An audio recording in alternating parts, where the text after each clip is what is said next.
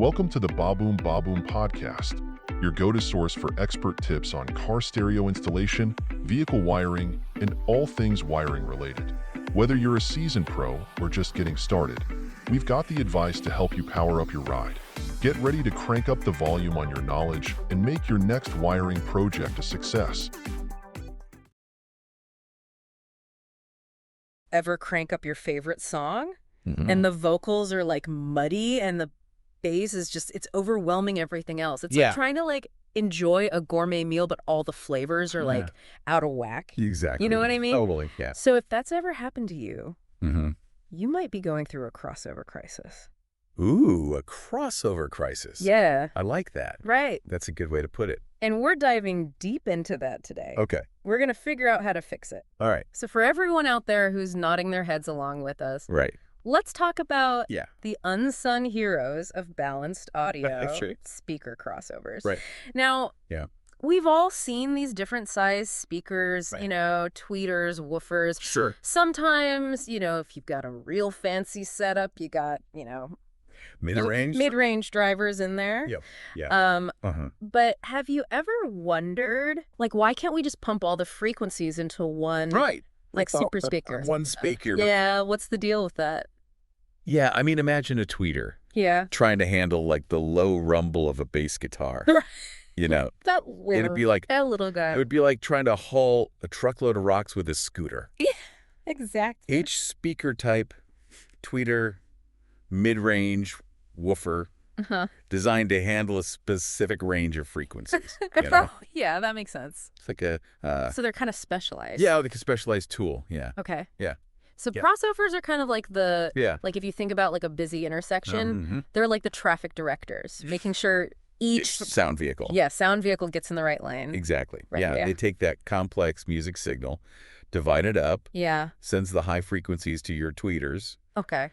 low frequencies to your woofers, mid-range to your mid-range. Yeah. Without them, you'd have a sonic Right. mess. Yeah, it'd be bad. Yeah, it would not be good. Just chaos. Yeah, So you yeah. wouldn't send like a tiny car to tow a trailer. Right. You wouldn't send those low frequencies to a tweeter. Exactly. Got You got it. Okay. Makes sense. Now, this article we've got here from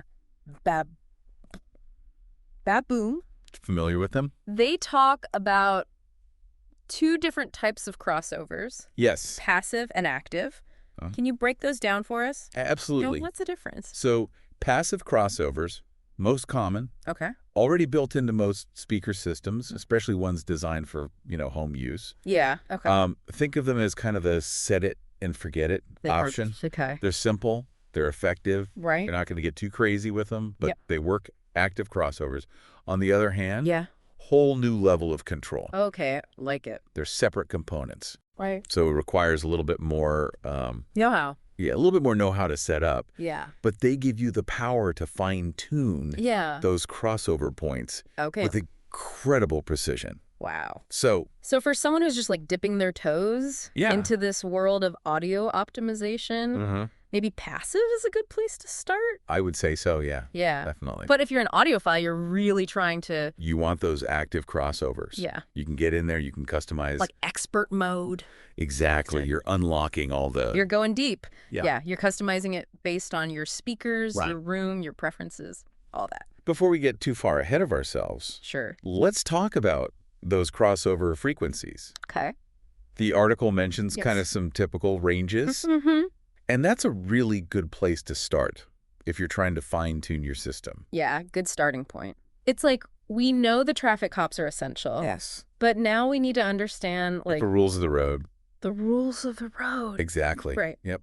Yeah, you got your tweeters. Yep. They're handling those high frequencies. Okay. Typically between 2,000 hertz to 5,000 hertz. Yeah, okay. That's where you get those crisp hi-hats, Right. in a jazz track. Yep. Shimmer of a cymbal, Yeah. the sparkle in a vocalist's voice. Right. All the detail. It's all about that detail. Yeah. It's all up top there. So those high frequencies Yes. really bring out, like, They do. the nuance Yeah. in the music. Yeah.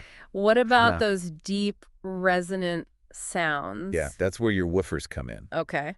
They handle the low-end frequencies, Right. usually between 80 hertz to 120 hertz. Okay. Think of that deep bass drum that makes your chest vibrate. Right.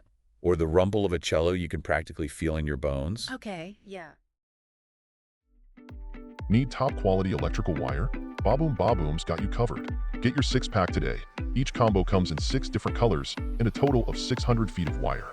Perfect for any project, and you won't find a better price in the industry. Head over to baboombaboom.com now to snag yours. That's baboombaboom.com. Those frequencies add a whole other dimension. Yeah, they do. To the listening experience. They really do. Yeah. Can't forget about those mid-range drivers. Right, of course not. Those are important too. The ones that handle the middle. The middle. Yeah, the mid-range. Right, exactly. They cover pretty wide range, actually. Yeah. Around 500 hertz to 4,000 hertz. Oh, wow. Okay. So they got a lot of ground to cover. That's a big chunk. Big chunk of the frequency spectrum. And that's really important because that's where, like, most of the instruments and vocals... It is. That's where a lot of the meat of the music lives. Right. You know, the warmth of the vocal, fullness of a piano, Yeah. the richness of a saxophone. Oh. Getting those mid-range frequencies right, Yeah. it can really make or break your listening experience. Yeah, that makes sense. Yeah. It's like finding that perfect It's all about balance. balance point for all the instruments. Exactly. So nothing's getting lost. You don't want anything too far forward. Yeah. You don't want anything too far back. Exactly. Yeah. It's all got to be sitting right there in the mix. Now, the article also talks about this concept of gain. Right. Gain. And this sounds pretty crucial, too. Yeah, it can be. It can be. What is that? So think of gain as like Yeah. a volume knob Okay. for each frequency range. Okay. So you're essentially fine-tuning Okay. how loud or how quiet Right. each set of speakers is Relative to each other. relative to the others. Exactly. Okay. Too much gain in one area, and it's like, you know, that one friend who's always talking over everyone else at a party? Right. You're missing all the other conversations that are happening. Yeah, it's true. It's true. You know what I mean? Yeah. So it's all about, you know, So if the bass is cranked up too high, right.